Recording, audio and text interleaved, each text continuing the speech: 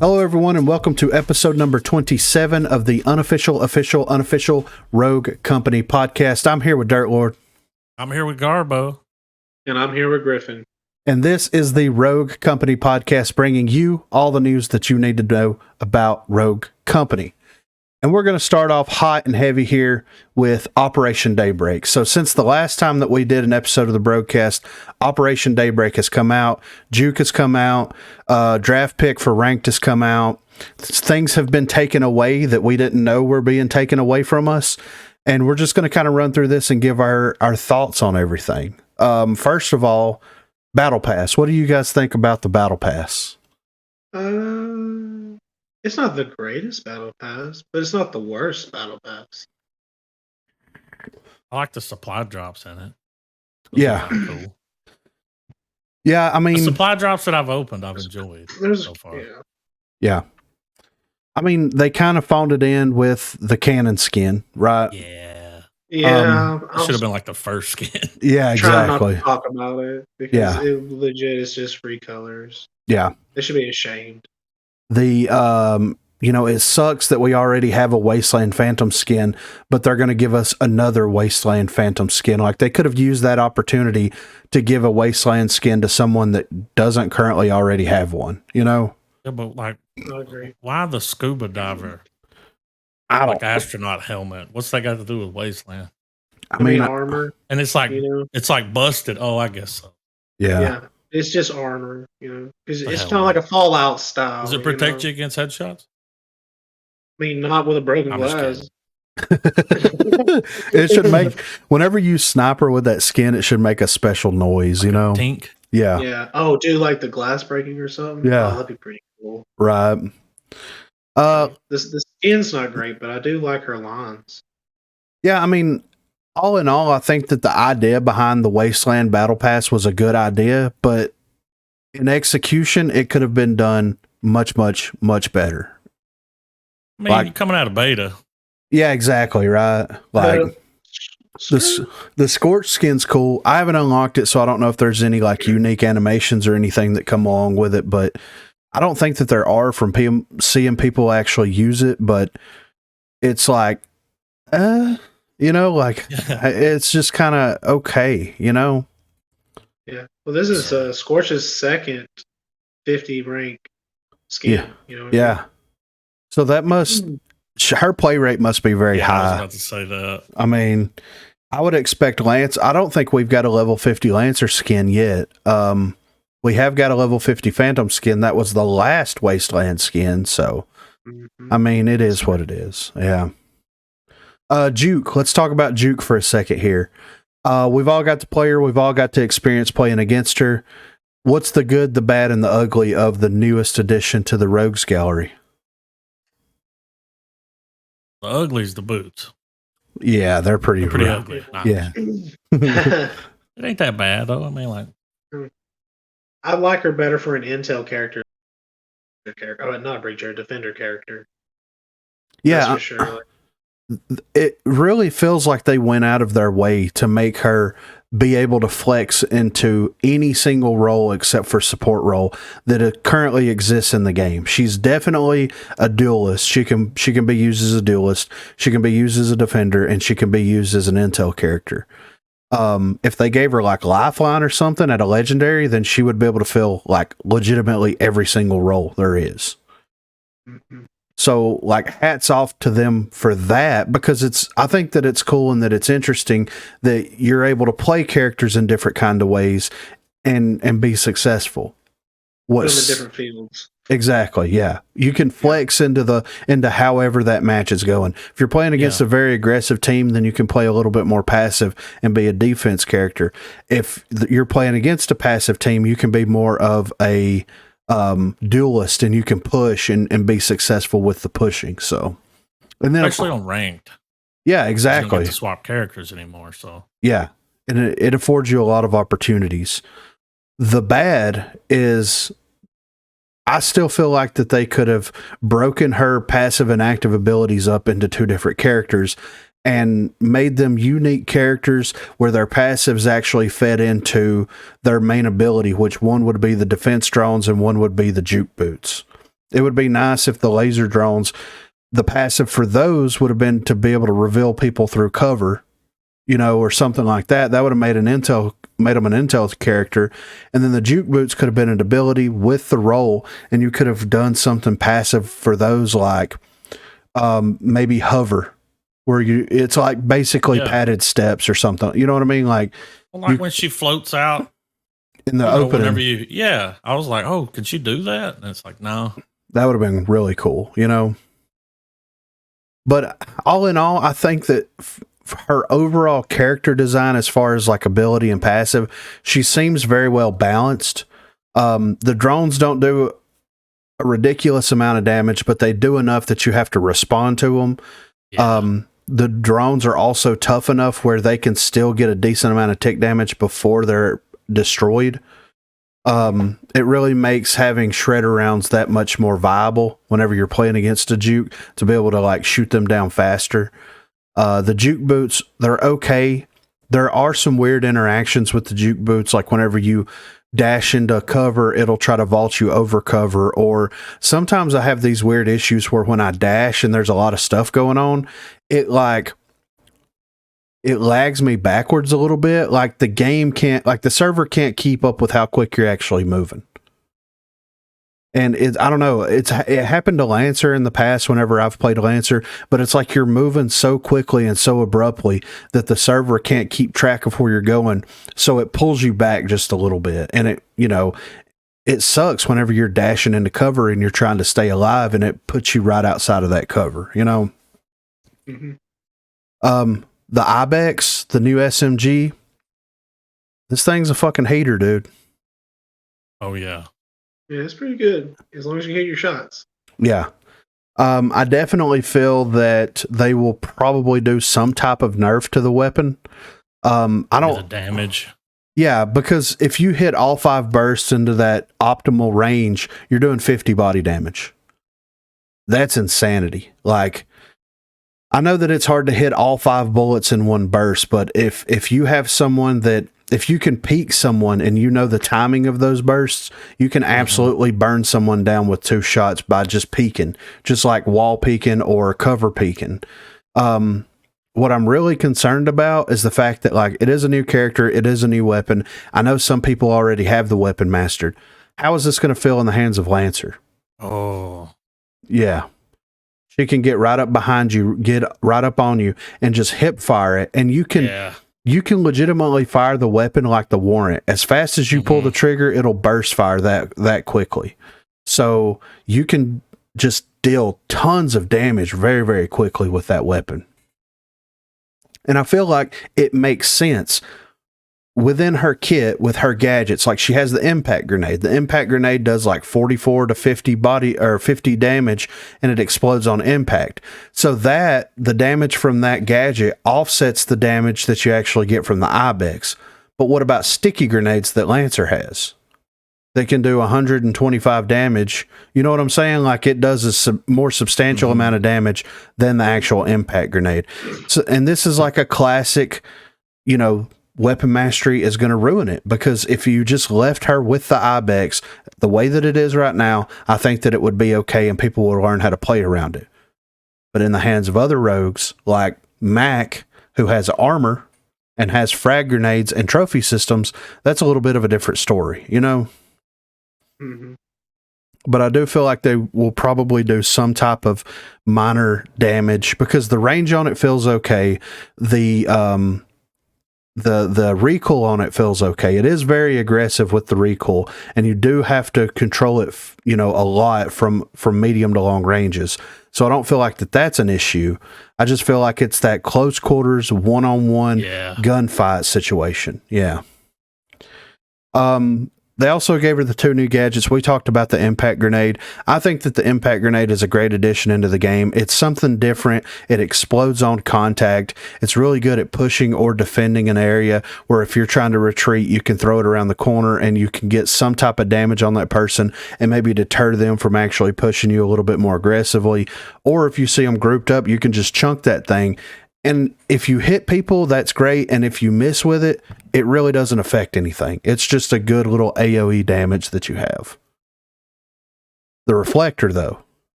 I mean, I've been blown off the map a couple of times. It doesn't feel good. Like it's not as bad as I thought it was going to be, and I don't think that people have really started exploiting it the way that I feel like they're going to exploit it. But it still feels bad whenever you're using, like, Cannon can't jump when he has his ability out, but you can still get thrown around by the Reflector.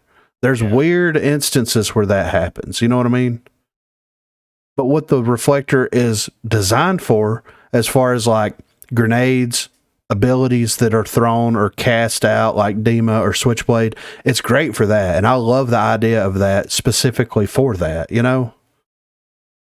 I almost wish that they would add a little bit more functionality to it, like take away the rogue throwing around and then give it the ability to blow trip mines out of the way or blow trench barbed wire back. You see what I mean? Yeah. Like, that would be nice. If you know there's a trip mine there, but you have no way of accessing this particular part of the map and you have the Reflector, let us push the trip mine away from the doorway or what the entryway into that particular spot, you know? Her perk set is great. Like it goes hand in hand with what she's able to do, where you can play her as a duelist, you can play her as an intel, you can play her as a defender, and it feels very good and it feels very viable. And you can use your upgrade path with your money to actually fulfill those roles. So all in all, I feel like Juke is pretty well balanced, pretty well designed for the most part. I do feel like there's huge missed opportunities here. But I still think it's kind of a joke that they full release with draft pick, and we still only have 2 true support characters. That can both be banned. Yes. Or one can be banned and then one can be insta-locked, and then there's no... Yeah, it sucks, man. So, overall, Juke thoughts, what do y'all think? I don't think she's OP. I think she's pretty balanced. But I mean, the boots. You're right. You could totally do 2 the drones. You cut out there. So you could totally do exactly what you said too. That's pretty much what she has. So like Juke boots as an active ability, and then the drones as an active ability. So you're right. You feel like there is a wasted opportunity. Yeah. I mean, I enjoy playing against her because it's something new, it's something different. Yeah. And you find inventive ways of how to actually play with her by playing against her. You use her to flush people out. Yeah, and I love that. But there are a couple of bugs. You know, the developer said that she would be able to access places that normal rogues wouldn't be able to access. I don't think getting on top of the map and being able to shoot through the skybox is something that's intentional, but they should have thought about that and fixed that before this update ever came out. I mean, that's what that's like some beta shit, you know? Yeah, exactly. Like, that's what the PTS is for, but nobody, you know what I mean? Like, nobody was on PTS testing this stuff, so it sucks, but it is what it is. We talked about supply drops a little bit. I enjoy this. I think the supply drops are pretty cool, pretty interesting. It's a good way to earn things without spending, any real money unless you actually wanted to make a monetary investment into it. But I like it. And it's cool to, you get that fucking rush. You get that, dopamine release. Yeah. So I think that that's good. And it's good for new players that are coming into the game to be able to get some of that stuff that hasn't been available except for maybe 1 or 2 times in the store. And then veteran players, of course, it's just going to add to their wheelhouse of things that they already own. So Depot visual update, it looks good.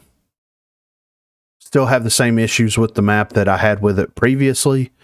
So they just basically reskinned it and made it look better, which is fine. Like, it's cool that they're doing that with some of the maps, especially the legacy maps at this point. But like, it's a skirmish map that's not played very often. There's issues with certain cover that's in the map that they didn't do anything with. They just painted over it, They just reskinned it. Yeah, I mean, it's like they do the rogues, man. Yeah, so It's just one of those situations, man, where it's like missed opportunity here. They could have really went in there and looked at the nut and bolts of how the cover was laid out, and if the game actually matches flowed very well on that map. And it's like, nah, we're going to send it over to a third-party art team, and they're going to reskin everything. Send us the assets. We're going to import them into the game, and that's going to be it. You know. It's kind of funny because like when you, it's kind of like a style board because now it's colored like red team, blue team. Yeah. It's I like the colors. I mean, well, the other one was just plain silk. Like a lot of it was. I think even the concrete was gray. It wasn't like this. Just has better tone textures and yeah, like you said, colors. Yeah. Different color palette.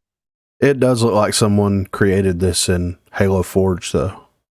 You know what I mean? Like, yeah, that's what I was saying. Like, if you look at it, it does. So, last up here, we did get the draft pick finally. And this was something I was super excited about. I felt like it was going to turn ranked on its head. And I feel like it's successfully done that for the most part. You do see a lot of, I mean, you're forced to have to play what is considered non-meta rogues once you go through the first, both of the ban phases, and then 2 people on one team pick, 2 people on the other team pick. Then all of the meta picks are out of the game at that point for the most part. And you really have to flex in, and you really see where people are maining specific characters and just running through ranked every season to get that rogue rank by only playing one specific or 2 specific characters. You really see like it fall through the cracks. And I think that that's a good thing because I play every character, whether I'm good with them or not. I try to learn every character so I know how to play against them. And it's good that they're kind of forcing people to play things that they're not comfortable with. Yeah, sometimes you don't have a choice.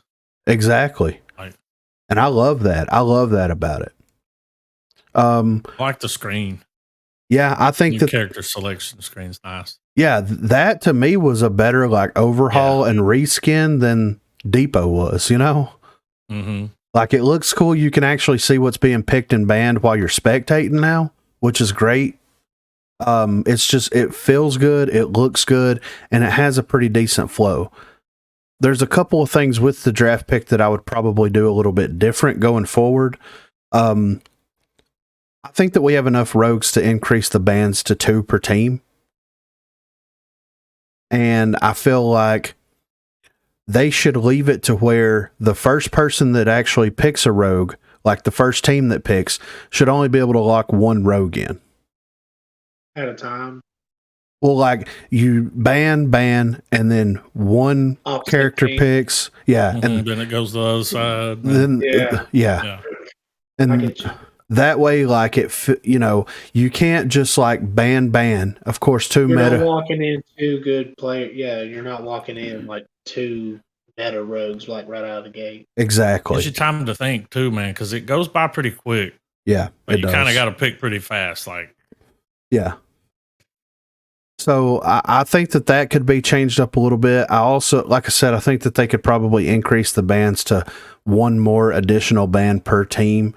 And I mean, other than that, I think that it's a pretty good system. If they would offset it a little bit more where the team that bans first, and I wish that they would release like how the algorithm actually tells what team gets to pick first and ban first, because I mean, every match that we played on ranked, we never banned first and we never first picked. We were always, and I don't know if it's like if the enemy team has a higher MMR, then they automatically get to ban first and pick first, but they should at least explain it and let everybody know. That way we know what we're getting into. So, and then they release ranked Strikeout. I haven't tried ranked Strikeout yet, but like I said, there's a silver lining to this. I don't play Strikeout. I'm not a super huge fan of Strikeout, but I've seen more people talking about ranked since this update has came out. Since rank was first introduced into the game way back in the day. You have a ton of people that are grinding it. You have a ton of people that are finally seeing some of the glaring issues with ranked that will hopefully get addressed in the future. And I think that like all that attention is going to funnel hopefully in the right direction, and changes will be made for the positive. more ranked rewards, maybe a leaderboard specifically for ranked, and then of course improvements for overall match quality and matchmaking for ranked specifically. So, but all in all, I think that the Daybreak update was okay. Like the battle pass was okay. Juke is okay. Draft pick is great. Supply drops are great. So it's kind of a 50-50, but there's still stuff that is being removed from the game that we are not being told about. And we did some tests earlier tonight, and there's already going to be a video about this, but like whenever you die, you no longer drop your utility that you had. So if you're playing with Runway, you throw the briefcase, you got 2 Simtex, you got 2 trip mines, you get sniped, they thirst it. You don't drop the 2 Simtex or the 2 trip mines. You just drop your weapons. That's it. And on one hand, that is a great change in the game, in my opinion, because it reduces utility spam 100%. But they didn't tell anybody about it. Right. That could have been in the update notes. Exactly. Like, what? Question marks? You got a habit of that. Like, why? Like, why would you not? The talent change.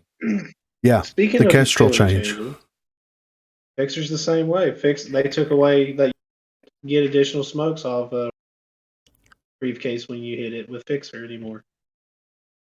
Yeah, and That that's could have been in the update notes too. exactly. And the thing is with the briefcase too, it's like, why haven't they released a statement explaining like, okay, if you hit it with Simtex, you're going to get an additional Simtex. If you hit it with C4, it's going to give you the C4, but it's going to drop it on the ground. Yeah. Like, you know, we've learned a lot of this stuff just by playing the game, you know? I remember that was happening to one of y'all. It was like, what the fuck? Yeah, exactly. I feel like this was a bigger utility change, like fixing the utility, than the $500 change on Runway. Yeah, or increasing the cost, changing the economy for the gadgets up.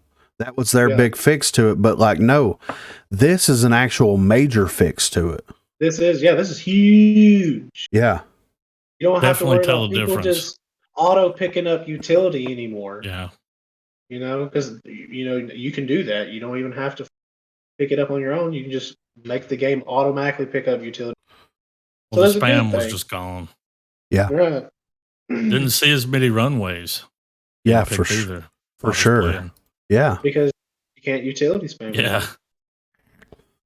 And it makes it a more satisfying experience because like you're initially going to get a utility dump, especially if you're playing defense. Then it comes down to positioning, map knowledge, and gunplay, which is the core fundamentals of the game whenever it was given to us in the closed beta. Tactical third-person shooter focusing on gunplay.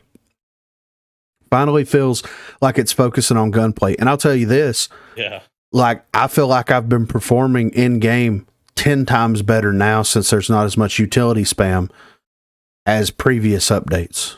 I know that's right. I mean, it's night and day, you know?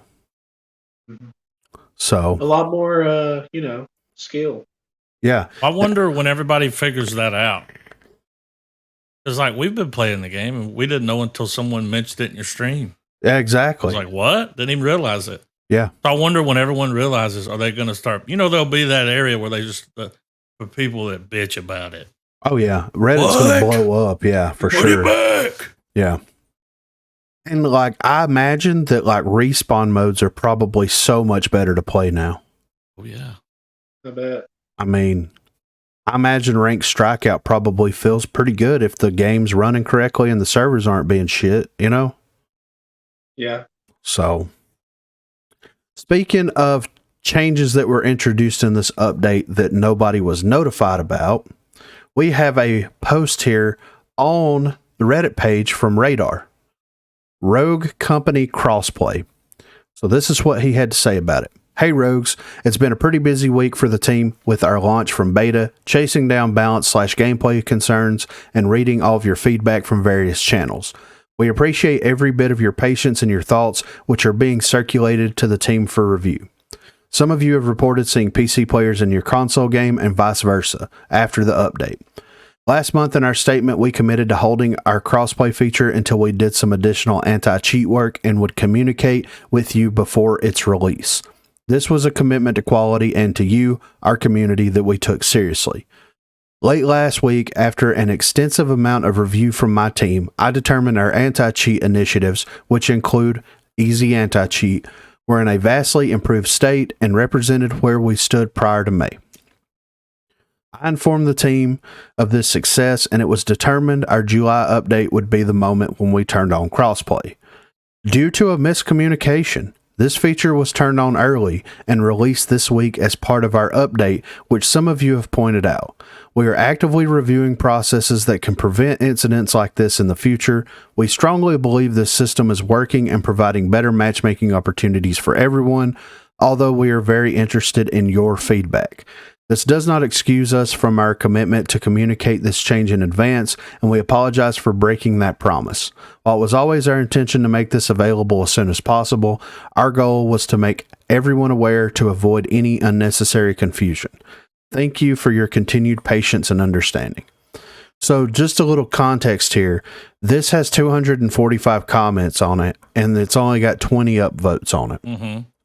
So I did the right thing to do, in my opinion, and I commented on it. I said, and this is what I had to say about it. Why is it so difficult to spread this information through all of the various social media accounts that Rogue Company has? This is very important information that the vast majority of the player base should have access to. Considering there are 66.8k individuals that belong to the Reddit page, while you have 193.2k followers on Twitter and 47,451 individuals that like the Facebook page, with 54,199 individuals that follow on Facebook, it makes absolutely no sense to not spread this information to as many people as humanly possible. I see that there is a ton of miscommunication within the ranks of First Watch Games, but this is becoming increasingly unacceptable. This is what Radar said in return.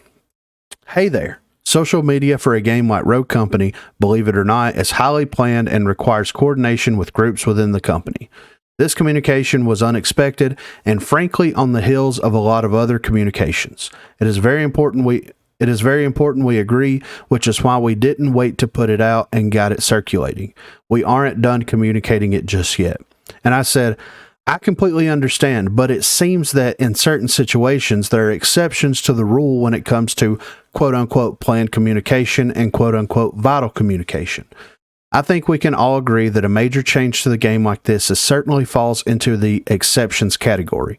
Don't get me wrong, I really appreciate the transparency, but when people are coming to me during stream upset because of the forced crossplay change, and the only information that I'm aware of was the previous post delaying said change, you can see where it is very confusing and very frustrating. Thank you for the response and clarity on this. So, they have all the social media accounts, right? Yeah. They have, and I break it down in this post. These are the people that are following you that come to your source, to your well, to get the information that they need. This wasn't just someone miscommunicated it. I feel like that this was intentionally done. For sure. I feel like they wanted to put it in the game to, first of all, see if anybody noticed it. Gather as much feedback as they can, because if they were trying to aim for a July target, it sounds like if it's not going the way that they expect it to go in July, then they can just turn it back off. Yeah. Which they could have done once they realized it was on. Quote Right. unquote on. Yeah. Mm-hmm. I don't think I've ever seen a company miscommunicate things as erratically. Yeah. Like, yeah. What did he say? Like everything's highly planned? yeah. And Like the update. yes. Yeah, right. Yeah. He says here, social media for a game like Rogue Company, believe it or not, is highly planned and requires coordination with groups within the company. You have a bot set up that tweets all your information out for you. So someone has to queue that information up to a bot in order to release it to the majority, like to everybody. Yeah. So why can't you queue this up? This to me is more important information than, oh, you can get the fucking Gundam Sigurd skin in a supply drop. You know what I mean? Like that was one of their most recent posts. It was like, oh, just so you know, you can get this skin and it's in the supply drop. So go check your supply drops for it. Who cares? This is information that we need to know. Like, you could have queued up a tweet that was like, hey guys, we disabled utility from dropping on the ground to test to see how matches run with decreased utility. Let us know your feedback on it. Right. Wow. Pretty good. And who was running their social media account anyway? Nobody. A bot, you know? It seems. Yeah, exactly. But for forced crossplay, though, we have primarily been playing with forced crossplay on since the game was in closed beta. Like, I play on PC, Dirtlord plays on PC, Garba plays on PS4, Corey plays on PS4, play with other people that play with different input methods other than PC. So we've pretty much been playing forced crossplay this whole time. Mm-hmm. Never had a problem with it. Controller has certain advantages in certain situations and certain things that are going on. PC has advantage in certain situations and things that are going on within the match. I've never had a problem with it. The people on Twitter and Facebook and fucking Reddit that are complaining and raising all immortal hell about this forced crossplay thing. It's like the forced crossplay has taken the place of the matchmaking when the reason they're experiencing this stuff is because of the matchmaking. Yes, sir. Yes, sir. I mean, most games have forced crossplay. Like yeah. Most? I mean, when you have AAA titles, yeah, exactly. When you have AAA titles out there like Warzone, Fortnite, Apex that have forced crossplay, I know it's a battle royale. I know that you've got, 60 to 150 players in match, but it's still forced crossplay. It's still, these companies make millions to billions of dollars a year. It doesn't do it for the player pool, the fucking yes, the supposedly the matchmaking. Yeah. But we'll get into that fucking fickle beast here in a minute, But I don't have a problem with crossplay. I feel like if they actually made their matchmaking system better, then I don't think people would have as many problems with crossplay as they currently do. That's my thoughts on it. That's my opinion on it. And that's been my experience on it. I've been destroyed by console players. Absolutely fucking destroyed by Garbo. Exactly. Yeah. He's on PlayStation. Yeah. I mean, it all comes down to if the match is properly balanced as far as matchmaking, and then it comes down to individual skill, awareness, map knowledge, rogue knowledge, weapon knowledge. It takes all of this stuff into consideration.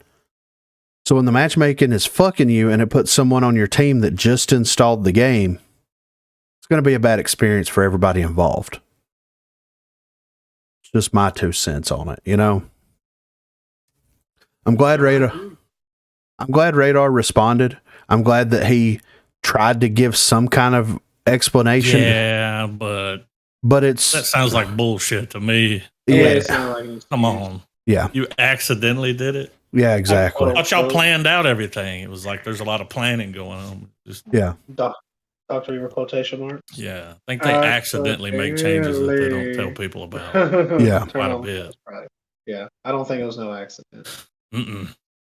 Well, the proof is in the pudding here because my original post got 9 upvotes. His response got -8. Mm-hmm. So, I mean, the proof is in the pudding there, in my opinion. So next up, we have a post here. This was on the Rogue Company website. Play with the Devs event. This event's already happened. I just wanted to address it and address the issues that I have with it and any issues you guys have with it. So this was posted on June the 9th. Okay, June the 9th of 2022. I'd have to actually go on Twitter to see when it was tweeted out to everybody. But this is what they had to say. Rogues, this Friday, June the 10th, Celebrate the launch of Rogue Company with the First Watch team and some of your favorite content creators. Drop into these creator streams and you might even get an exclusive title you can't get anywhere else, along with some other goodies for the rogues in chat. Here are the details. Drop into any of the scheduled creator streams during the listed times below.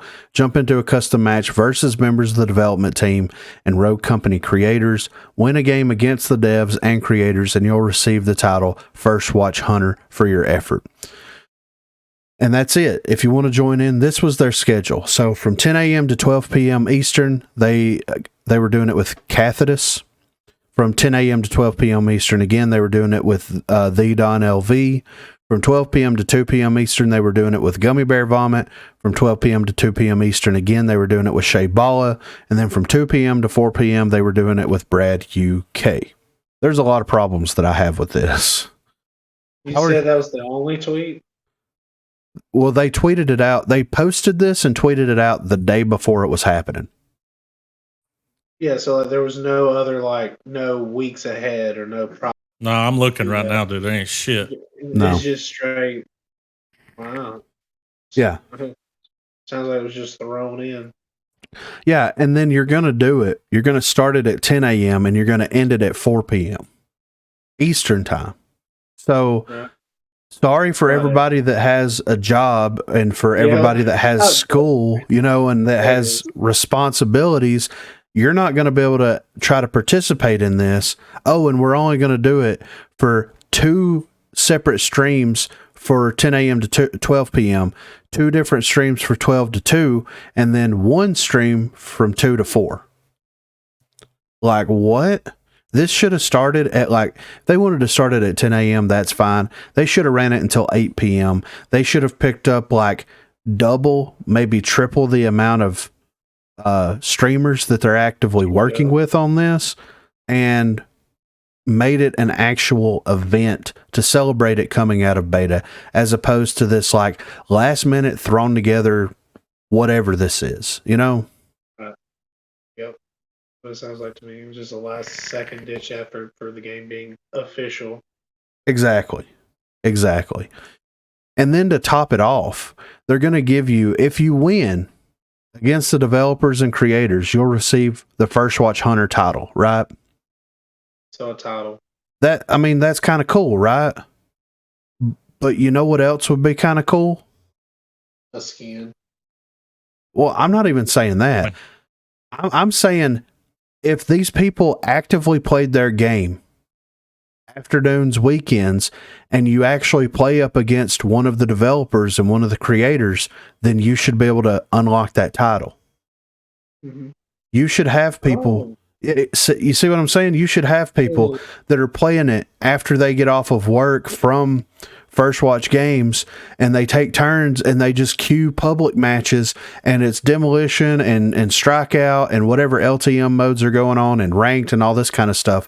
And you just played, and if you get lucky, if everything falls into line and you play against this person and you actually beat them, then it should unlock that title for you. That would be kind of cool. You know what I mean? Right. That would promote people talking about the game. Hey, I just played this crazy game of Strikeout against this developer and I got this title, and it promotes conversation. It promotes promotion. It's free promotion for your game. Yeah, like the Twitch giveaway of the skin. Yeah. Them shits don't work. Still haven't got it. I'm still waiting on my candy apple red skin, dude. Yeah, I'm waiting on all of it. Yeah. Did you get the shotgun wrap? On Twitch it says I did. Yeah. I haven't got it in game yet though. So. Did you link your account? Yeah, and I linked them and unlinked it. Yeah. Exactly what they told me to do. It didn't work. Yeah. So. Why would I spend 2 hours watching people play? Yeah. If they want to do a play with the developers event, man, they should have done something on a Saturday or a Sunday. Saturday. They should have done extended time periods as opposed to 10 to 4 p.m. 10 a.m. to 4 p.m. is not even a regular work schedule. That's in the middle of most people's work schedules. I go to work at 7 a.m. and I don't get off until at least 5 p.m. You know what I mean? Most people with jobs work a really weird schedule, and they are not going to be able to Yeah. participate in this. You know, the people that buy stuff in the game. Yeah, exactly. The people spending people. money. Yeah. Yeah. So it's a weird situation, man. Like they should have. It really felt like this was something that, because they mentioned at one point, they're like, we're going to do another Play with Devs event. Then they didn't say anything about it again for weeks until the day before it was fixing to happen. Yeah, You know, the 9th. absolutely incredible. You know, absolutely insane. All right, so we are going to do something a little different here, okay? So the RCCS Spring Series just happened.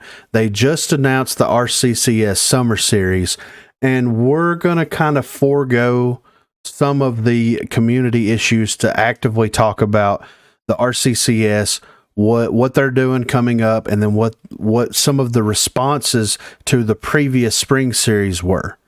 And the first thing that we're going to do here is we're going to pull up this tweet. Of course, they let Rome tweet this out, officially tweet this out for whatever reason.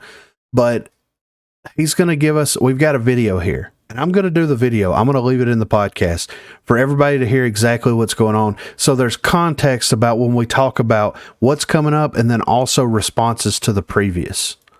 What is up, everybody? It is time to talk about the Rogue Company Championship Summer Series. Now, I'll be brushing over some of the changes, and you guys can find all the details and the rules in the Discord, which will be linked below. One of the biggest changes is that we are not going to just have one tournament happening at the LAN event August 19th through the 21st for the Summer Series. We are going to be having two separate events at the Summer Series LAN event. So let's talk about the main event first of all. Let's talk about the prize pool. The prize pool is going to be going up to $18,000, which is absolutely incredible. So the last LAN, it was $12,000. Now these 24 players get to battle it out for $18,000. We're also going to be sending 6 teams of 4 to the LAN instead of 8 teams of 3. Now, the qualifier format is also going to be changing up just a little bit. So, this time what we're going to be doing is through the first 4 qualifiers, the top 4 teams will be invited to LAN. This will be based off qualifier points. So, the 4 teams with the most qualifier points will be invited to LAN, and they aren't allowed to enter the final 2 qualifiers. Out of those 4 teams,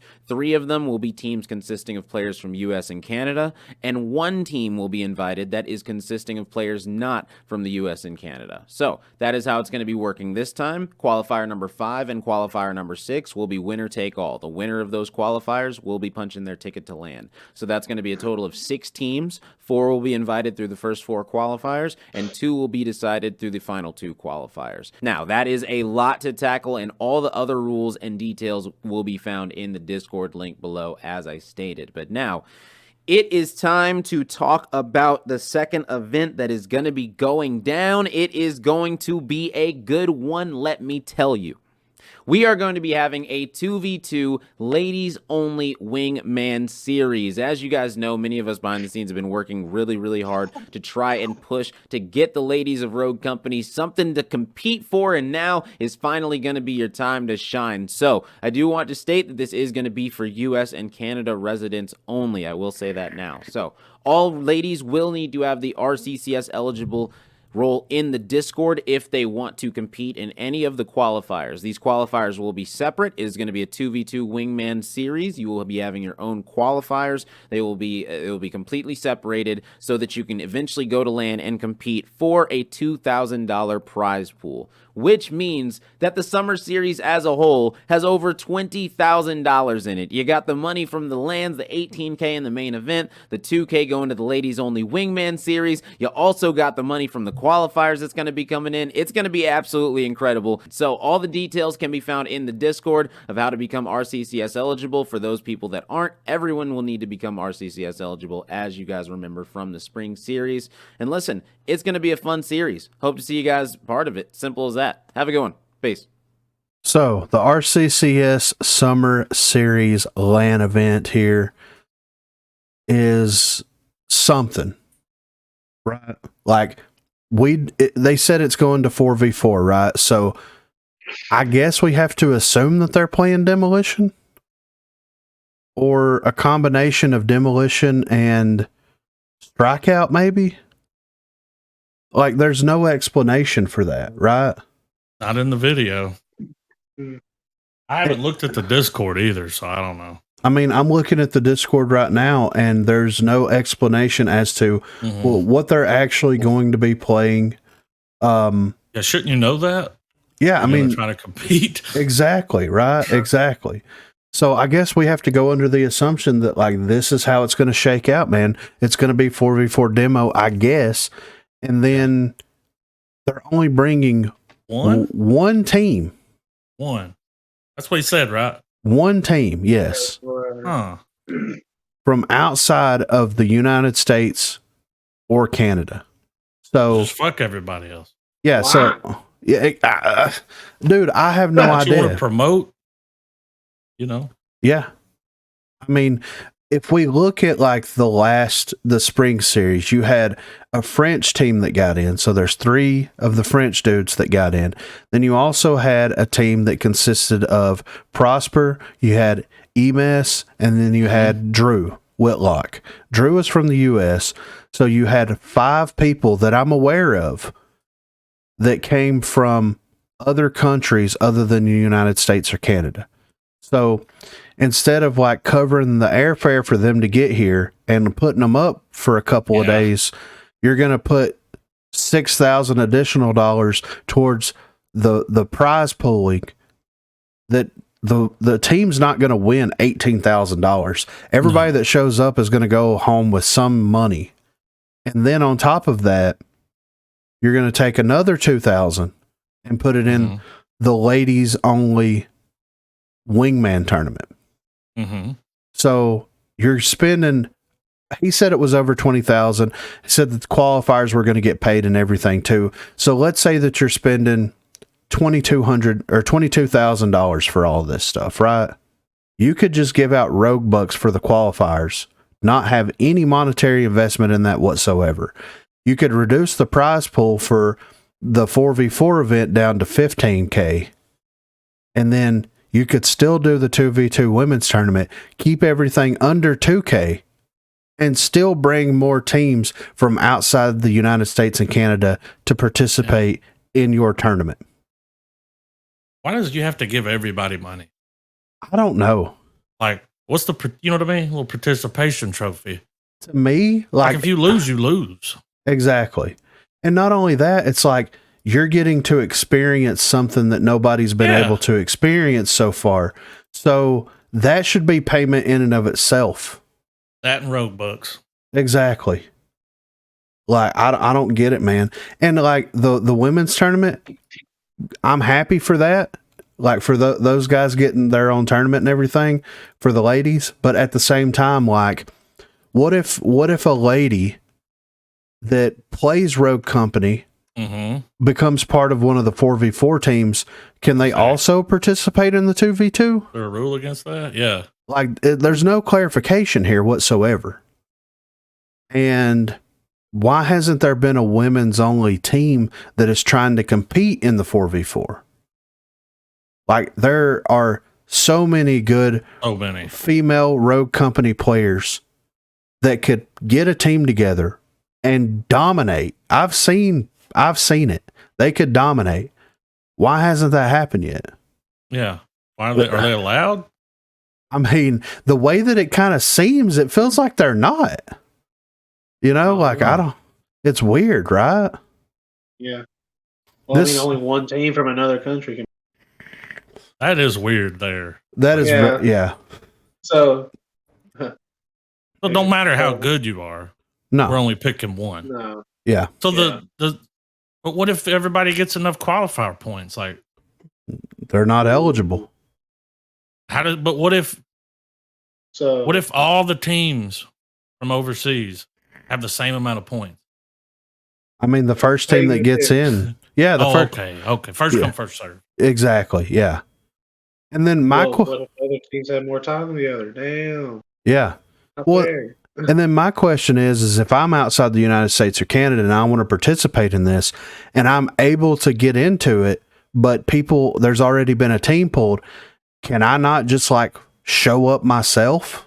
Yeah. Can I not just join a U.S. team and be there? Like, exactly. Can I not just, because if you're going to pull one team that consists of 2 people from a different country and 1 person from United States or Canada, does that leave a spot open? You know what I'm saying? Does that leave a spot open for 2 other people from another country? Like, there's not enough clarification here whatsoever. And I like, just don't want to pay the airfare. yeah. And That's what it is. let me ask you this. This is no slight. This is no knock, but is Rome the right person to be giving this information out? He released a 3-minute video that explains literally nothing. Then he says to go on the Rogue Company, the Rccs Discord to get additional information. And it's a retweet, or it's a post of the tweet of this video. What?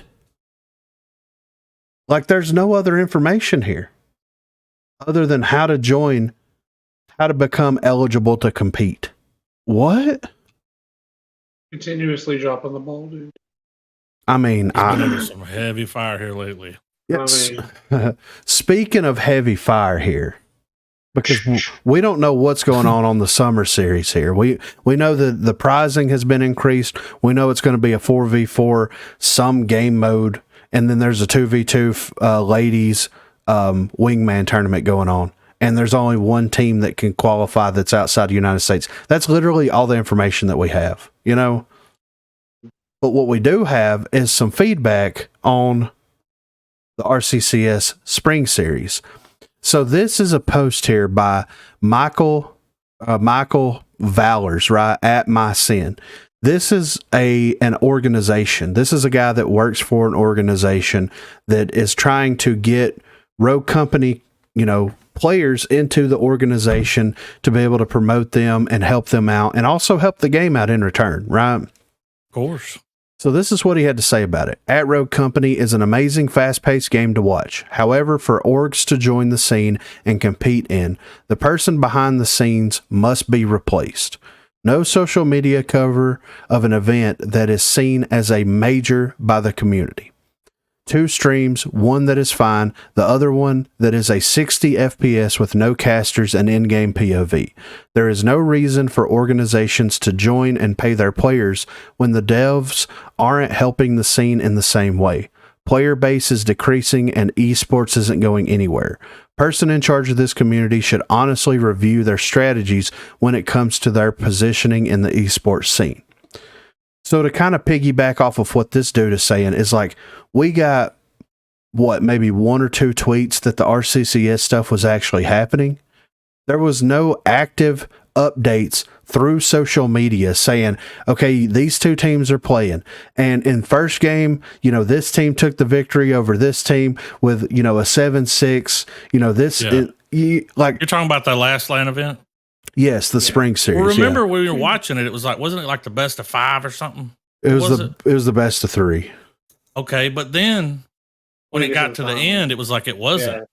It changed. When we get to the finals, it becomes to the best of 5. But they never said it. It just did it. Yeah, right. Yeah, there's no explanation. But I get what he's saying. Why would you have your organ there if you're not getting any promotion? You can't even hear the people speak. I know why they have the microphones turned off. Yeah, I know. Yeah, because you don't know what they're saying. But it's like, hey, dude, if you got it, you know what you shouldn't say. Exactly. And if you do, you'll either be fined or get in trouble for it. You won't come back. Exactly. And not only that is like, so you had Nash's team was sponsored by Aerial Assault or something like that, which is an esports league. You had Brad's team, Bulletproof, which was Canny and Who's That and BP. Yeah. So, and those 2 orgs in particular, I don't know about Valors because I wasn't following them, so I don't have any of that information, but they were actively tweeting out what was going on in those matches.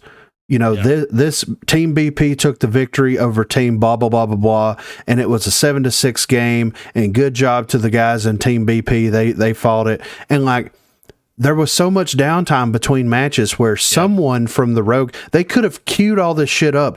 The social media manager at HiRez needs to be fired at First Watch Games. Why didn't they tweet it out? That's what I'm saying. They could have. They didn't want to do the work. They could have just retweeted his tweet. Exactly. And then post a link to either the Twitch page or the YouTube page with the live stream actually happening.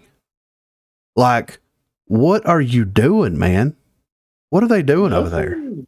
Yeah, exactly. Nothing. Just to be clear, though, like Rome is the They're one that's in bitching. charge, right behind the scenes. Well, we'll get into that here in just a second because we're fixing to go down the He rabbit wasn't hole. even there. Exactly. He was casting a fucking Rocket League tournament. He wasn't even there. Yeah. Where the fuck was he at? That's like a slap in the face. Yeah.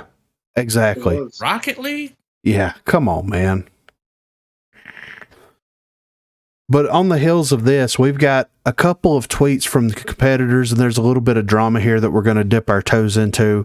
But Frag Out. So Frag Out's team came in second place. They got beat by Prosper, Drew, and EMS. I can't think of what their team name is. But this is what... Turtle. Yeah, Right Turtle. Yeah, that's right. So this is what Frag Out had to say about it. Can we please stop Rome DMV from controlling the competitive scene? All he cares about is that he's getting paychecks from you guys. If there's something wrong, he won't even bring it up if he's getting his money. Then he also said issues won't be solved unless they are brought up consistently. So if I got to take the bullet to stop this guy from controlling the comp scene I compete in, screw it, I will. According to the group chat, Rome has banned me from competing in Rogue Company. The fact I speak up to him and not many others do, and I make a public tweet about him and I get banned for it, shows a lot about him. If this doesn't get uplifted, I wish Rogue the best of luck. Mm. And then, I mean, yeah. speaking facts. Yeah. And then there's some screenshots here of like, I guess a private chat or Discord chat messages or whatever it is. So basically Frag Out said, Rome, do you just, okay. Yeah. So it's Twitter. Yeah. So he said, Rome, do you just ask anyone to cast? LOL. You asked Wolfie. And then Nash put the little eyebrow raising thing. He said, sign up my dog while you're at it. He's a nutty caster. Okay. So that was the first thing. Then the second thing was, anything I'm saying will not disqualify me from competing. So please hold meat. Okay. In response to this, in a tweet that has been recently deleted by Rome himself, this is what he had to say in response to that. Referring to a woman I bring in to cast for the community as a quote-unquote dog is the easiest way to be removed from it. Frag Out has been banned for his disrespect towards other staff, myself, and other players. Show respect or you won't compete. Nobody is above that. Okay, so let's take all this information in for a second. Yeah. So, Frag Out is someone that competed and won a tournament, a LAN event for Halo. Yep. So this is a dude that he competed in a lot of the Rogue stuff. He went away from Rogue. He got into Halo. He got into a couple other games, competed on those games at a very high level, decided to come back whenever the RCCS was announced. That's what you wanted to happen, right? Developers, yep. Right, Rome? You wanted to bring people that were competing back into the game, right? Should be happy he's giving it the time of day. Exactly. Really. Yeah, exactly. And then, so this guy's had all this experience. He's seen how these games should be ran. He's seen how like professional people actually run their games and everything. So he's given criticisms to Rome directly about what needs to be done better. About him saying that he asked Wolfie to cast. I'm just going to say this. The original LAN that happened back in January, they had a caster there that was, I think her name was Millie, right? Millie, it was, yes. They announced Millie as being one of the casters for that January LAN event. I pulled her up on Twitch. She just installed the game and just started playing the game. Had no idea who any of the characters were. Had no idea any of the abilities, any of the maps.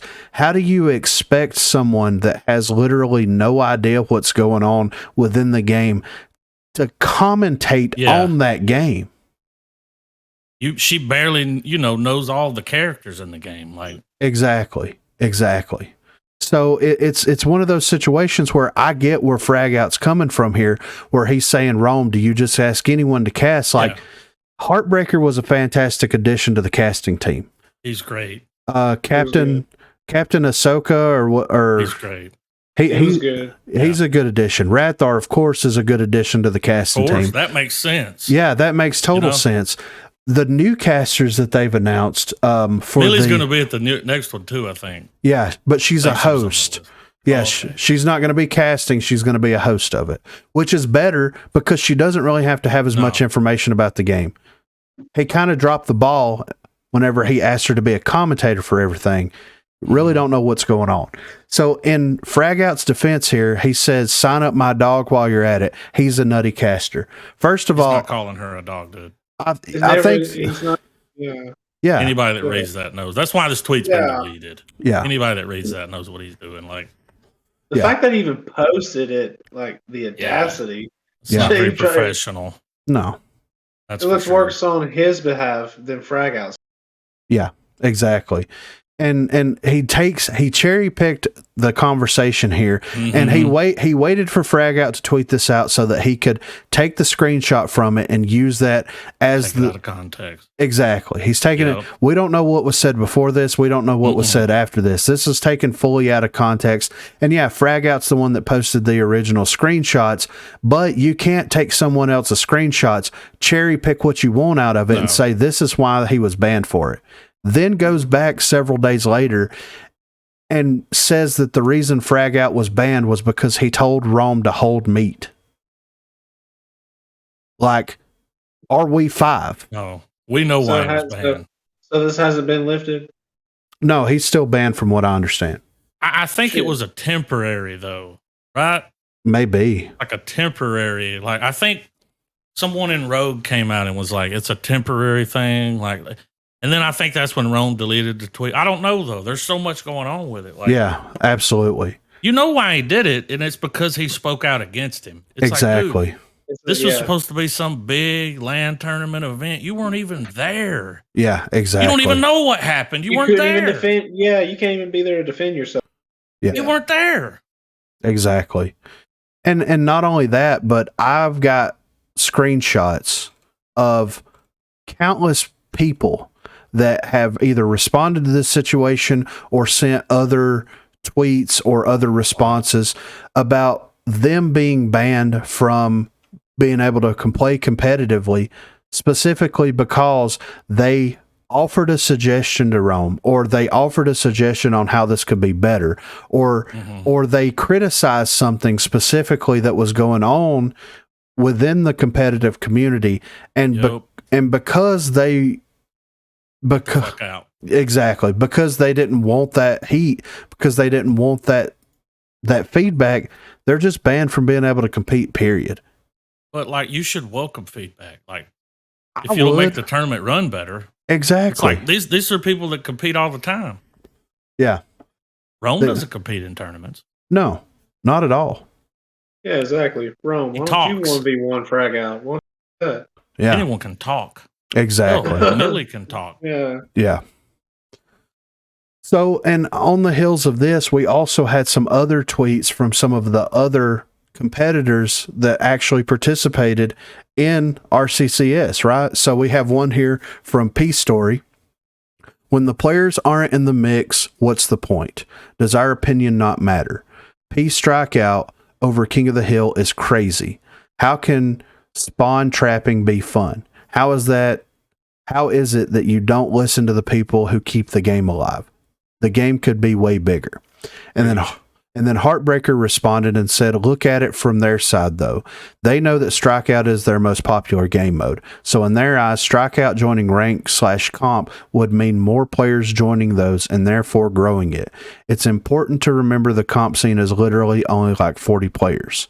And then Peace Story responded and said they should leave that as a game mode for people who play the game casually and like the game casually. 40 comp players and all can name one bug that'll make the game better all around. Yet we're stuck on trying to get it more popular. We know what will make it better. Shut him down. I mean, he didn't call anybody out by name specifically. No. He's stating his opinion from drop the mic. From all the information that I know, Peace Story's not banned, but it's directed towards one individual and the developers. Oh yeah. So And then we also got a tweet here from Delana, right? Who is arguably one of the best competitors in the game, right? I will be retiring since my teammates quit and one got banned. I'm being serious about this. Now, I don't know if this is just an impulse tweet or anything like that, but I mean, when you have one of the most well-known competitors in your game that's like, I think I'm done with this because nobody wants to play a more casual game mode as a competitive game mode. And also, one person that I really enjoy playing with that I want to continue to play competitively with got banned because they spoke out against everything that was happening over there.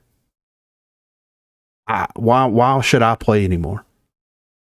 I get it. You know, I get it. Exactly.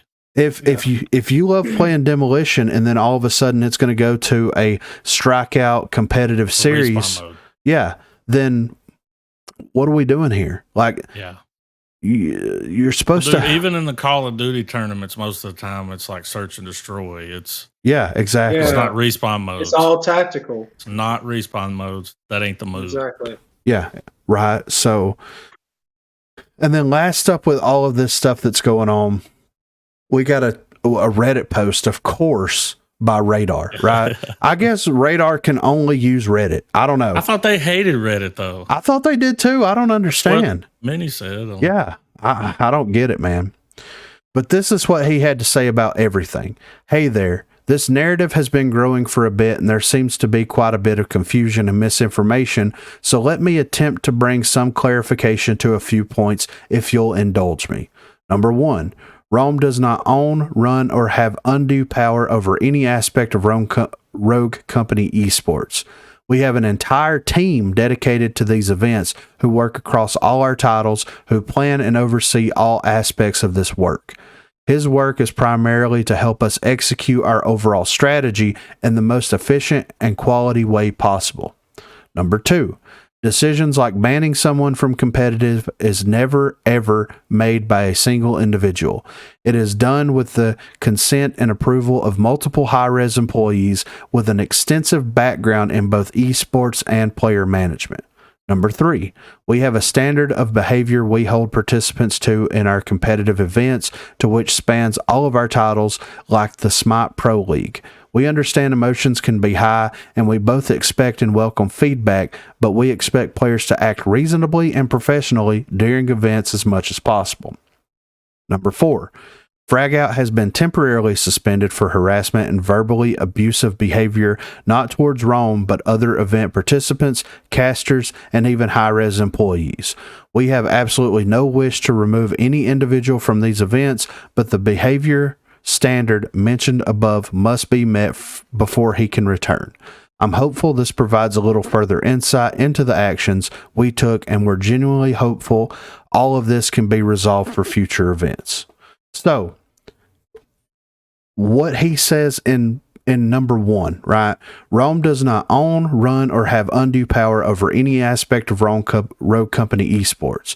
They have an entire team dedicated to these events who work across all our titles, who plan and oversee all aspects of this work. His work is primarily to help us execute our overall strategy in the most efficient and quality way possible. So, they tell Rome what they want to do, right? We want to have a 3v3 demolition tournament with qualifying matches, LAN event, the whole 9 yards. They tell him what they want done, and he sets everything up and does it. To me, that's sounds like some power. Exactly. Sounds like some power to me. Yep. So if I tell someone to hold meat per se, and then that person goes back to this team that they have over at HiRez and says, I'm not doing this shit anymore until this person is banned, then what's going to happen? You already know. I'm just saying. That's where I heard the temporary. What does that mean, though? Temporary? Like, so does he need to delete the tweets, change his name on Twitter? What's the... I don't know. There's no explanation, you know? So, I mean, they're saying that he doesn't own, run, or have undue power, but whenever you have a team of people that is running the esports stuff, but they're delegating what they want to happen down to one specific person to kind of set everything up and get the wheels in motion for everything, it sounds like that person has a lot of undue power. I'm just saying. Mm-hmm. I know how these situations work. In a corporate environment, if one person is in control of a massive project and that one person is not happy and threatens to leave said project, then normally the person or people above that person will find whatever way they can to correct this issue. I'm just saying. That's been my experience. It's very interesting, to say the least, and this gives us a lot of insight as to what some of the competitors were actually talking about. Decisions like banning someone from competitive is never ever made by a single individual. It is done with the consent and approval of multiple HiRez employees with an extensive background in both esports and player management. So this team is over all of HiRez esports. So Smite, Rogue Company, previously Paladins. So let's say you got a team of 5 people. They're going to reach out to the developers and the people that are running Rogue Company, and they're like, what game modes have the most people that play them? What game modes are the most popular on Twitch? And what would be a good competitive game? Strikeout hits 2 of those things. It's the most played game mode in the game, and it's also the most streamed game mode on Twitch. It's not competitive. Not by my standard of competitive. So it makes sense that they would want to do a 4v4 Strikeout like Heartbreaker was saying, but they don't know anything about the game, how it's played, how it should be played, what's actually competitive about it. So They you don't have play the game. Exactly. You have a team that has no idea what's going on. They don't compete. No. It sounds like there's a bunch of fuckery going on with all of this stuff, man. I don't understand. Who is this team?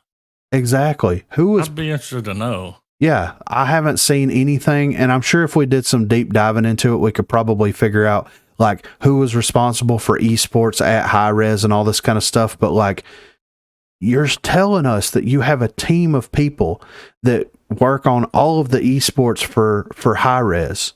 Mm-hmm. There's no way that these people know all of the information that they need to know to be able to set up a successful tournament, a successful LAN event. It's mind blowing, really. I mean, Radar gave us a ton of information here that probably shouldn't have been released, because now you see it and like, why are they not taking the feedback of the actual competitors into consideration for all of this stuff? That's what's disturbing about it. When you have people that are coming out and saying like, we don't want to play Strikeout. We want to play Demolition. That is where the game is most fun. That is what is most competitive. That is where you actually see the most optimal way of playing Rogue Company. Yeah, but Strikeout's more popular. Who gives a shit? Well, they'll see that when they get on there. Exactly. Right. Yeah. It's gonna. Yeah, I don't like watching it. I don't know. Front row, man. You know. I know why streamers do it, because like, there's proof like with YouTube videos like Warzone. Yeah. As soon as you die in a Warzone, people usually click off. Yeah. Even if someone buys you back, you come back, they're done. You Yeah. died. So you cut. People streaming just just respawn. Yeah. They don't want to do Demolition and watch other people play like while they're dead. Like, Yeah. So there's some weird stuff that's happening over at the First Watch Games camp with this Rome situation, with this esports situation as a whole. It just feels like there's a lot of like weird moves happening, man. And this could kill the community. Like this could kill power the struggle. Yeah. This could kill the competitive side of Rogue Company. They built it up over all of this time, and now it could be destroyed by the players not wanting to play specific game modes that the esports team and the developers are pushing for, people speaking out against how it was ran, what wasn't done correctly, and what could be done better. I mean, it's just it's like an avalanche, man. It just keeps coming down, you know. So what makes you wonder, man? Like what? Because he was like, you have to keep bringing stuff up. Like we don't even know what made this come to a head. Exactly right. But something happened. Oh yeah. This dude changed his name on Twitter. Yeah. You know, something happened. Absolutely. Where it was like, he was like, fuck this. Yeah. Well, and at the same time, if we're going to look at this as unbiased as possible, Fragout could be disappointed on how him and his team performed in that final because they did not win. So it could be a rash decision. It could also be something where he feels like that because when they went into the finals, it was a best of 5, but they got 1 point because they didn't go into the losers bracket at all. And then I also heard Fragout at one point saying that when they went, it should have been the best of 3, but when they went into the finals, they should have automatically had 2 points. So they would have had to have won 1 game as opposed to the other team having to win 3 games in order to win it. And I guess Halo competitive is like mirrored kind of like that. Maybe other esports are mirrored kind of like that. I'm not 100% sure because I don't know, but could be upset because he felt like they didn't get they didn't get the advantage that they should have. They never hit the loser bracket though, right? Yeah, no, they never hit it. That's a W. Exactly. Now, I get that. He was competing, but that other dude, Michael, yeah. I mean, he was kind of saying the same thing. Yeah. He didn't compete. No. He's just like, who's running this fucking shit show? He's an org. Yeah. So there's a lot of shit going on here. Hopefully it will get better in the future. Hopefully the spring series is going to be like a good shot in the arm. Maybe they'll take a lot of this information into consideration and make changes before it actually happens. Maybe that's why Rome didn't convey any information other than it being a 4v4 because they're not fully fleshed out on everything yet. I mean, yeah, they're not sure how they're going to go about it. Yeah, exactly. So, everything's at random. Be cool if he's there this time. I know, right? He should be there. I mean, he needs to be there.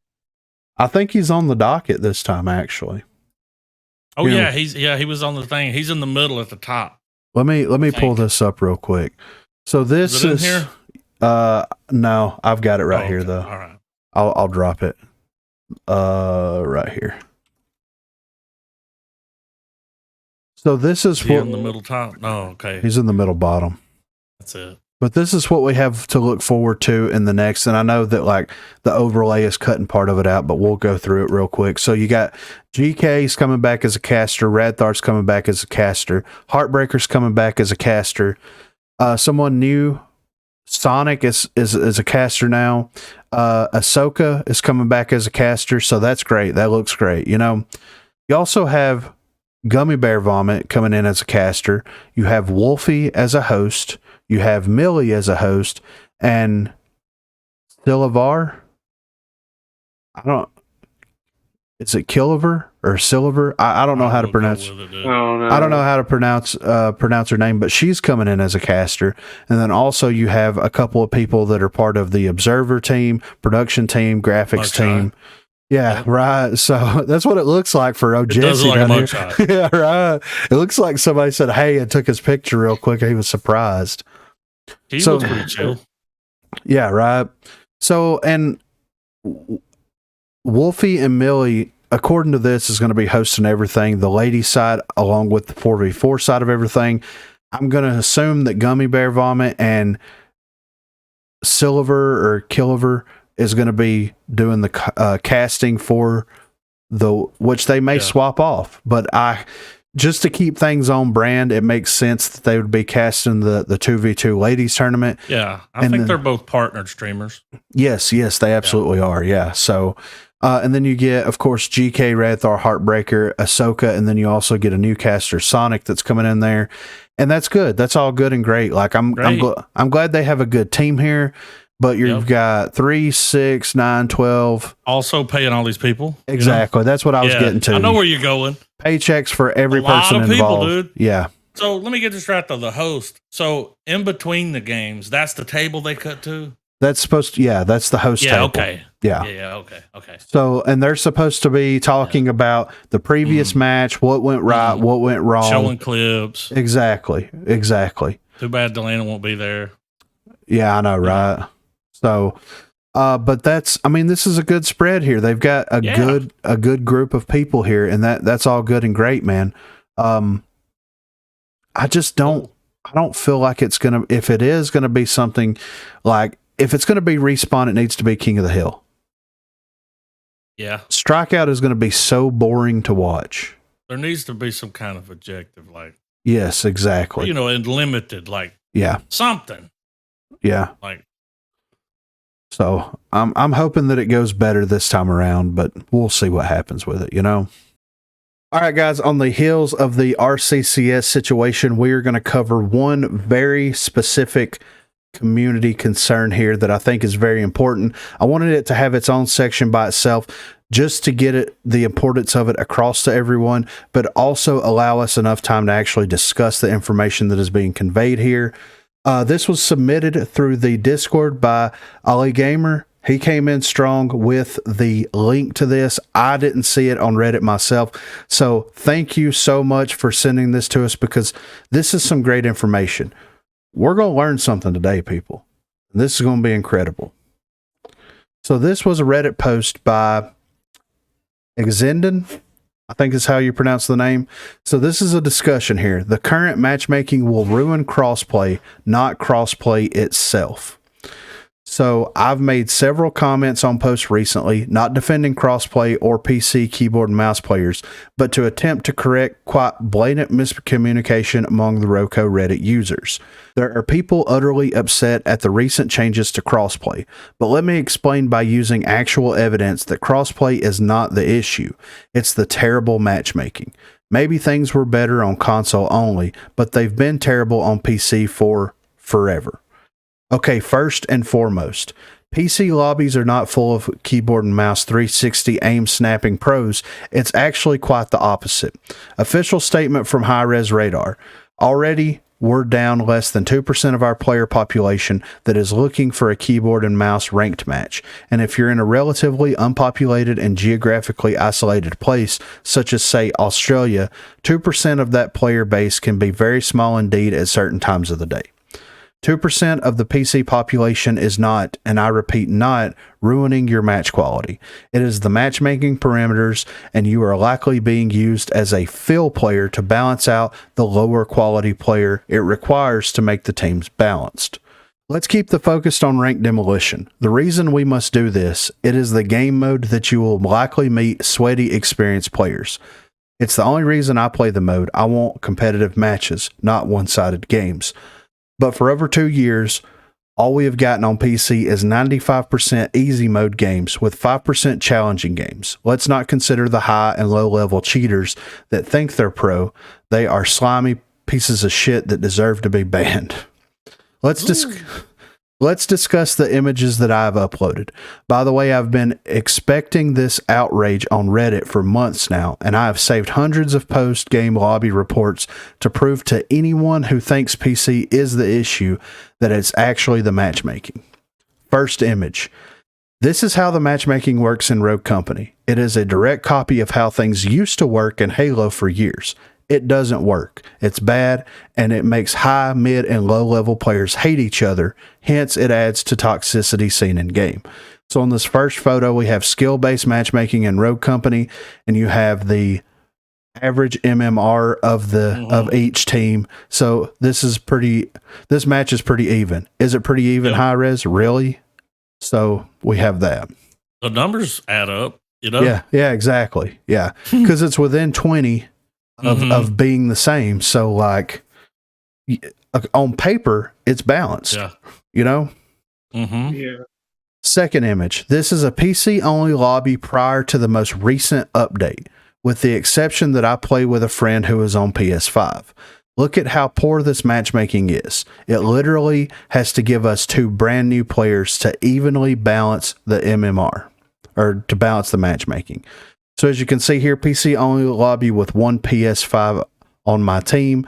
You have all PC. Mm-hmm. You see the downs, you see the damage on both sides.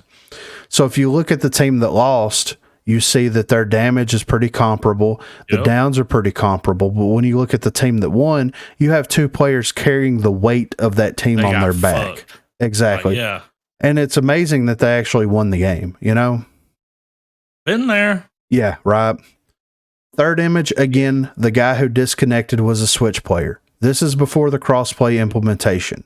But my MMR and my friend on PS5 MMR is so high that it purposely puts a literal bot into our team to balance the game, and we still win easily 3v4. Balanced matchmaking. I mean, the numbers speak for themselves here, right? There's more. Fourth image. This is a crossplay lobby from the most recent update. My team is an actual crossplay lobby versus a full party of PC players. Look at how poor those PC players are, and tell me again PC players are ruining the game. Clear evidence that PC lobbies are dealing with poor matchmaking. Bad. I mean, this is rough, right?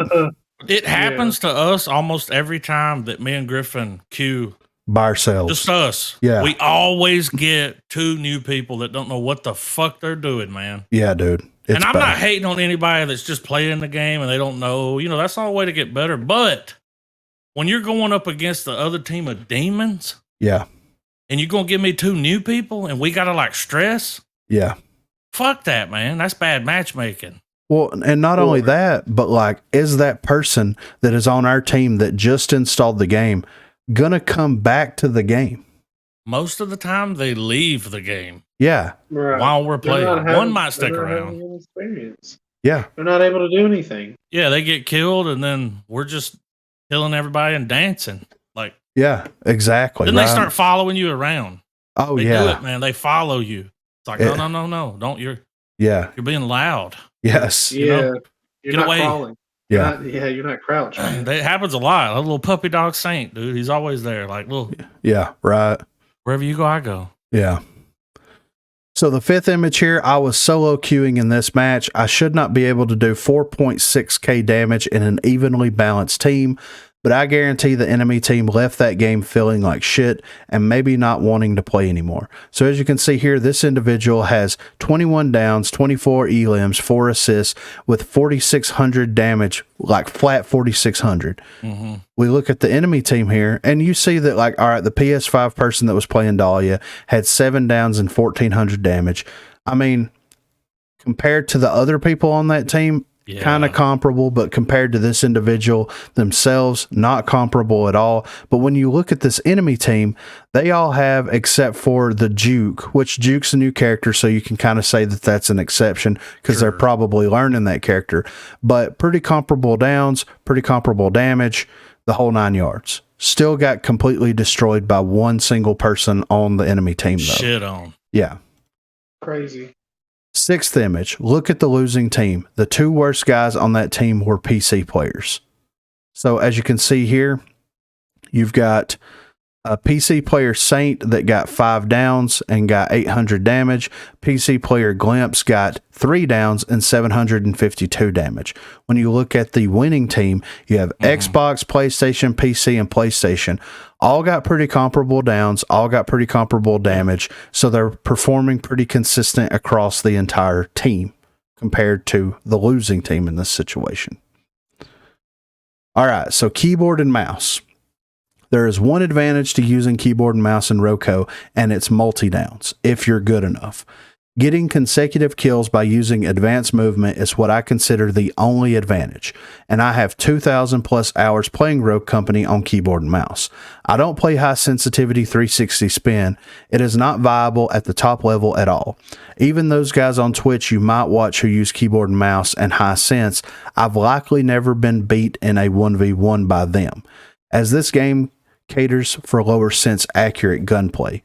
How do I know that as someone who has 2,000 plus hours on keyboard and mouse? Halo. The lead designer is an ex-Halo pro, In what world would you think this game would cater to keyboard and mouse users? Look at image 7. The top 100 controller players versus the top 100 keyboard and mouse players has a 10% difference in accuracy that favors controller. So I'm going to pull this picture up as a larger reference point here. Yeah. And that's even controller on PC. Exactly, right. Because there is an advantage to doing that. A lot of your streamers, you see, controller on PC, 150 frames. If they haven't unlocked it to do more, you can't do it. So the top 100 controller players, their average accuracy with controller is somewhere like 56, 57%.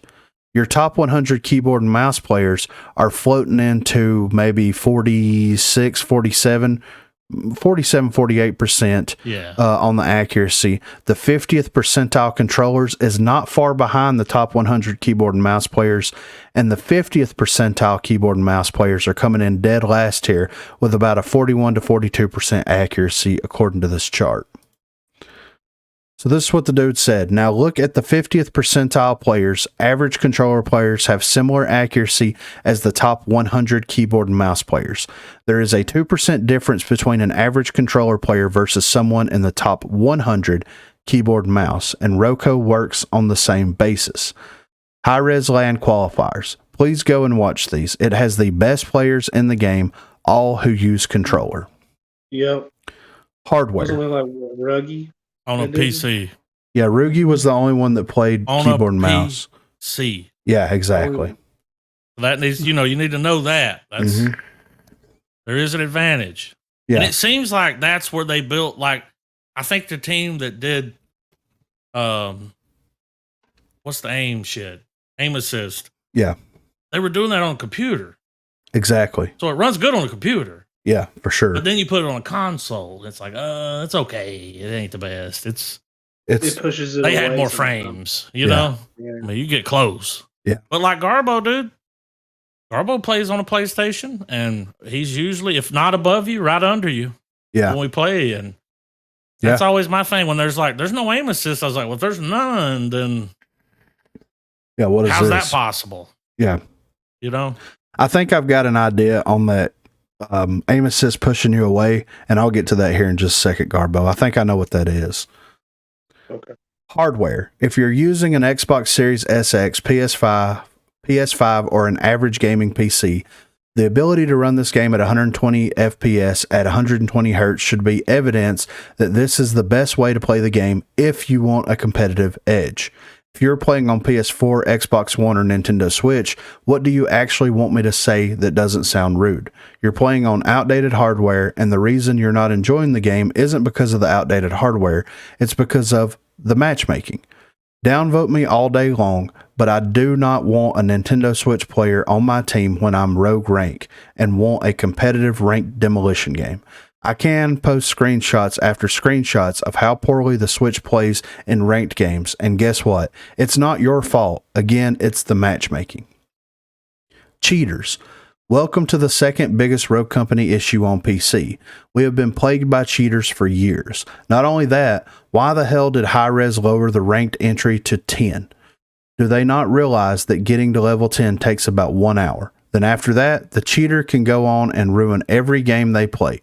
Until 2 weeks later, when enough people have reported them, their account gets banned, and in less than 2 hours, that cheater can be back into a ranked game, ruining more games. It's a vicious cycle, but easy anti-cheat is the only thing to blame here. Conclusion. Matchmaking sucks, needs addressed ASAP, even for ranked, and put crossplay off in social modes maybe. Controller on PS5, Xbox SX is on par with controller PC.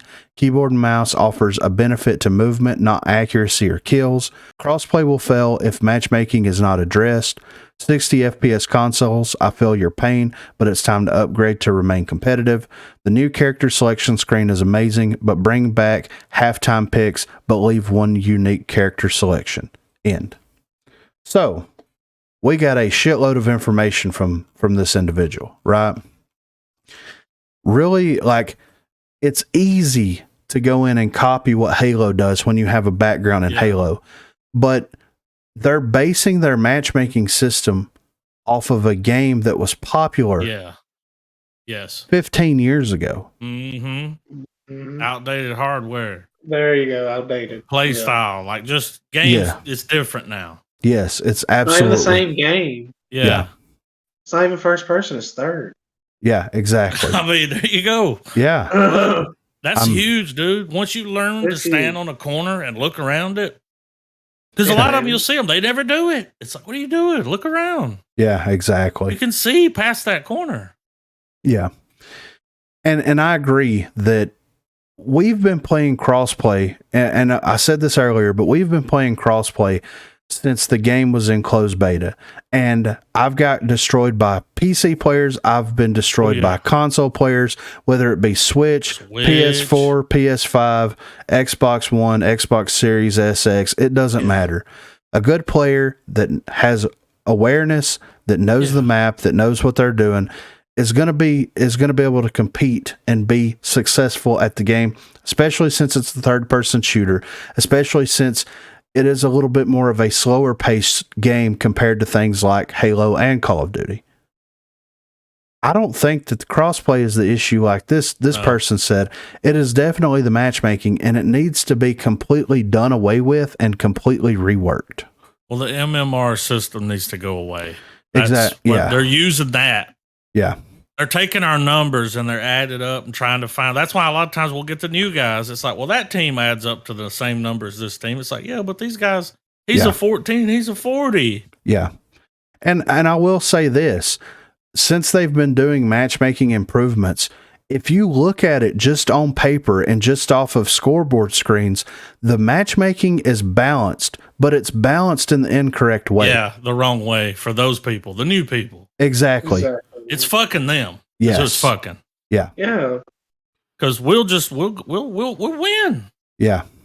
You know? It'll be 3v4 or 2v4 by the end of the game, and we'll still manage to pull a win off. And that's not gloating. That's not fucking sucking her on dicks or anything. That's reality. Just, that's the what's reality. Dude. Yeah. Like, and that's not fun. No, it's not. I don't want to go 6-0 or 5-0 on a team because they surrender. That happened earlier, right before we got on here. I feel like that happened.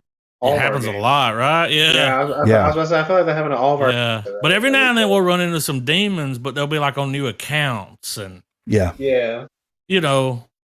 And the cheater thing, dude, it's most of the time when you see a guy that's like, whoa, this dude's he's usually on Steam. It's usually Steam for some reason, but right. Then every now and then you'll see one. It's like, well, it says they're playing PlayStation, but I think you could be on a PC and hook in. Like if you had a PlayStation controller that plugged in, it might say it's PlayStation. I don't know. Yeah, I'm not sure. I don't know. Yeah.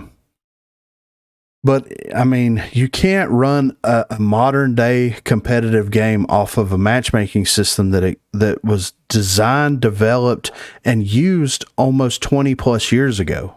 Ain't no future in the past, man. Exactly. You can't do it, man. And you can't especially use Halo. Like Garbo said, it's first person versus third person. Also, in Halo, you had to pick up all the power weapons off of the map. You didn't come in with power weapons. Yeah. You didn't have abilities. You didn't have passive abilities. Yeah, you didn't. You had to pick all of that stuff up off of the map. Like, it's way easier to balance a game like that. It's way easier for the matchmaking to actually work in that way when the only thing you're loading into the game with is the assault rifle or the 3-round burst and like a frag grenade, and that's it. You know, everything else has to be acquired through actually playing the game and playing the matches. So it's not fair. It's not right, especially to the new players, man. If I downloaded this game right now for the first time and started playing it, and I got put into a match where I'm on the same team as someone like us that's been playing the game for 2+ years now, and get completely destroyed because the other team is pretty evenly balanced across the board, probably not going to continue playing the game. And it makes sense based off of this information why the developers are so keen on appealing to the casual new player, because they want to try to hook that new player in whenever they first download the game and have a good experience by making it easier for them to get, spam kills with utility, making it easier to get downs whenever you use abilities, making it easier to plant and defuse objectives by doing cheesy stuff. Well, but by the matchmaking that we have, if I'm a new player, I'm playing a respawn mode. I'm not. That's maybe why they're so popular. I don't know. Yeah, right. But I'm not playing demolition. No. Not getting shit on and watching the rest of the team play for the next 15 minutes. Like exactly right. Nobody wants to do that. Yeah.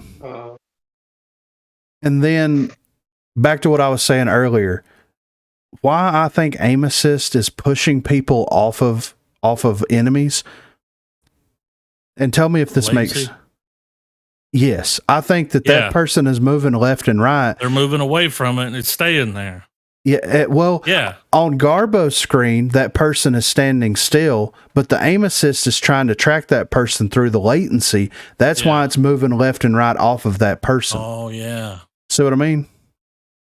Oh. It could be. We'll see that even with PC. There'll be like times I'm watching you, you're like, I shot him in the head. It's like, no, my screen, you wasn't even looking at him, dude. Yeah. Like, he wasn't there. Yeah. That happens. Yeah, it does. There's your latency. Yeah. So, same with Warzone. Yeah. And I really wish that this person would do a write-up like this for the servers, because we've done a little deep diving on the servers ourselves. Yeah. And the way that they're using the servers and running the game is terrible. Is terrible. Yeah. You can't run everybody in the world through cloud to one server box that's located in Singapore. Across the ocean. You just can't do it. No wonder. Back. Yeah. No wonder it feels bad, man. So, but yeah, I appreciate this post. This is going to be a post that I'm going to keep around for as long as it's actively available, because I think that people don't fully understand what's happening. And like this dude says, it's not your fault. It's not the hardware fault. It's the matchmaking's fault as to why you're getting terrible experiences in your game. I mean, I'm turning the notifications on and following this person. They should make a YouTube channel. I agree 100%. Get out there. Yeah. Like, this is very well constructed. Yeah. Broken down. What's evidence? It wasn't just talk. Evidence. There's numbers. Evidence. And we've all seen those numbers. Yeah. Yes. We've seen them, and now we know why. The experience. And we've even been like, we'll get on there and it's like, man, you just got fucked by the matchmaker because we just went 6-0. Yeah. And your whole team, all 4 of you, got like 3 downs. Yeah. You got fucked. Yep. Well, just think about all the players that are having latency. They could actually be better at the game. Here's how you can know how much latency is on the map that you're playing. If you get to the end and they kill you, and then there's a pause, and then the winning screen comes up, that was the latency you were dealing with right there. Yeah. That's what that was, because they beat you before it got to your ends, and it was like, what just happened? Oh, they won. Yeah. Why did I just stop in place? Because you were dead. Yeah. There's your latency. Yep. The more you know. Yeah. Spend $20,000 on a fucking LAN event instead of the servers. Yeah, can't get good servers, can't get a good matchmaking. Build your own servers system in Atlanta. Yeah. You're already at a hub. It's a gigacity. Yeah. Build servers, dude. Yeah. The game ain't that big. Like, no. Definitely not. But that is episode number 27 of the Unofficial Rogue Company podcast. If you want to contribute in any way going forward, you can tweet at us at Broguecast. You can shoot us an email, broguecast@gmail.com, or you can hit us up on the Discord. We have a section called Broguecast Contributions. That's where this article came from. And if you find anything that you think is interesting or that needs to be addressed, you can drop it in there. We'll have it in the next episode. We'll discuss it, give our thoughts and opinions on it. But for this episode, I'm here with Dirt Lord. I'm here with Garbo. And I'm here with Griffin. Thank you guys so much for listening. Thank you guys so much for watching.